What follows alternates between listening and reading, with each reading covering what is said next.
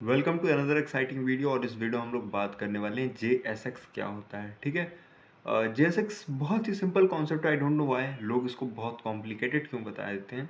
देखो, JSX का full form क्या होता है? JavaScript plus HTML। सिंपल सा।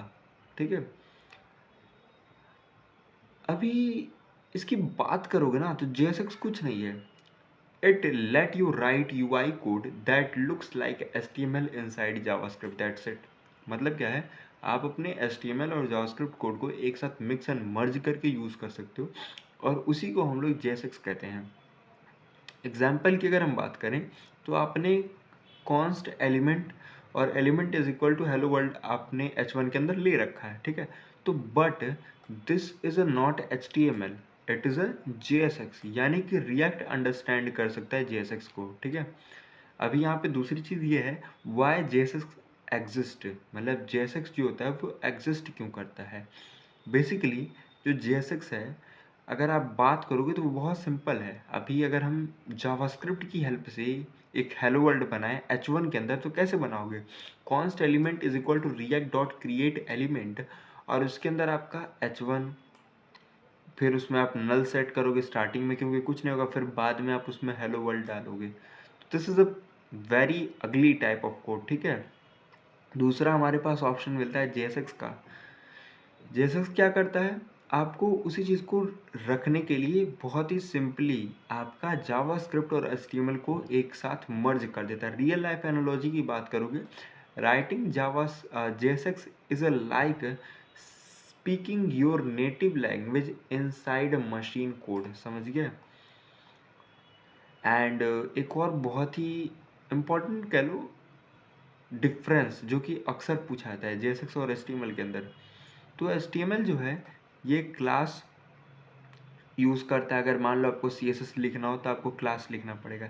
JSX के अंदर क्लास नेम लिखना होता है। इसमें फॉर होता है, इसमें HTML फॉर होता है, इसमें लोअर केस टैग होते हैं, इसमें कंपोनेंट्स आर कैपिटल लेटर। जो कंपोनेंट होते हैं स्टार्टिंग का उनका कैपिटल लेटर होता है। ये स्टैटिक होता है, ये डायनेमिक होता है। That's it.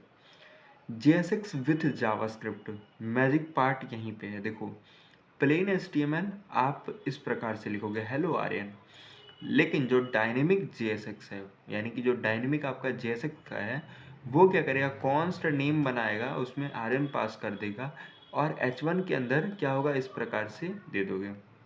बट यही सेम चीज़ आप HTML में करना चाहो तो नहीं कर पाओगे।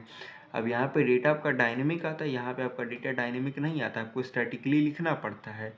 ठीक है, and the second thing is that आप क्या कर सकते हो, प्लेन जेस की हेल्प से कुछ इस प्रकार से काम करोगे। इफ लॉग्ड इन तो टाइटल डॉट इनर टेक्स्ट में वेलकम दे दोगे।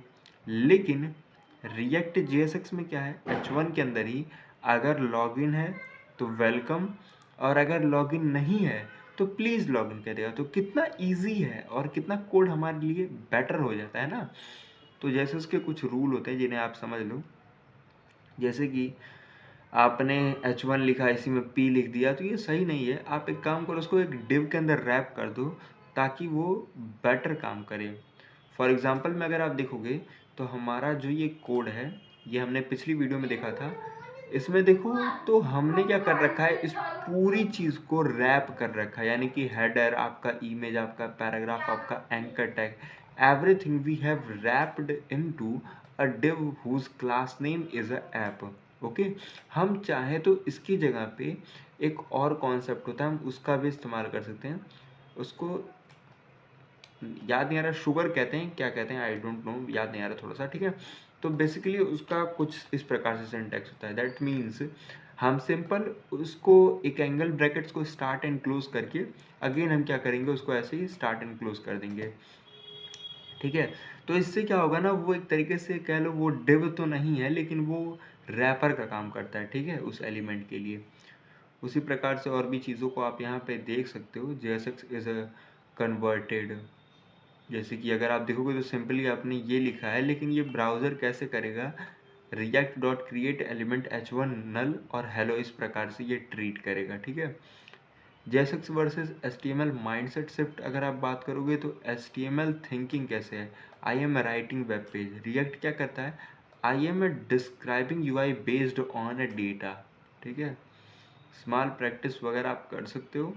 हाँ, अभी एक चीज़ और मैं बता दूं जो आप नहीं यहाँ पे यूज़ कर रहे हो, वो है क्या, उसका नाम है इस प्रकार से, अगर मैं कहूँ जेएसएक्स मेरे को लिखना होगा तो जेएसएक्स कैसे लिखोगे, देखो सबसे पहले मैं अपने इस पुराने कोड को यहाँ से डिलीट कर देता हूँ, ठीक है। Let me delete all this old code and यहाँ पे सिंपल देखो, मैं क्या चाहता हूँ यहाँ पे कुछ लॉजिकल थिंग्स लिखूँ, जस्ट लाइक मैंने यहीं पे ले लिया ये वाला कॉन स्टेज वाला, ठीक है। मैंने यहाँ पे पुट कर दिया, दैट्स इट, अलाउ। तो देखो यहाँ पे अगर मैंने इस कोड को पुट किया तो क्या ये मेरा कोड वर्क करेगा, आर यू श्योर? मैं अगर इसको रन करूँगा तो मेरे को क्या मिलेगा, you can think it, but specially अगर आप देखोगे तो ये वर्क नहीं करेगा। आपको यहाँ पे क्या करना होगा, सिंपली आप यहाँ पर आओ एंड अपने फाइल के एडिट वाले ऑप्शन में यहाँ पर जा करके आप अपनी फाइल को एडिट करो, रीनेम करो, ठीक है। एंड रीनेम कैसे करो, इसका एक्सटेंशन होता है, देखो जेएसएक्स का जो कोड होता है उसको हम लास्ट में जेएस से नहीं जेएसएक्स से एंड करते हैं, ठीक है। तो इस प्रकार से आपका जेएसएक्स ये काम करता है। अभी देखो जेएसएक्स को और क्लियरली और प्रैक्टिकली आप समझ जाओगे, बट इन नेक्स्ट वीडियो जो हम लोग कंपोनेंट्स के बारे में बात करेंगे, ठीक है। तो उस वीडियो में हम लोग समझते हैं इसको और बेटर वे में। Bye bye.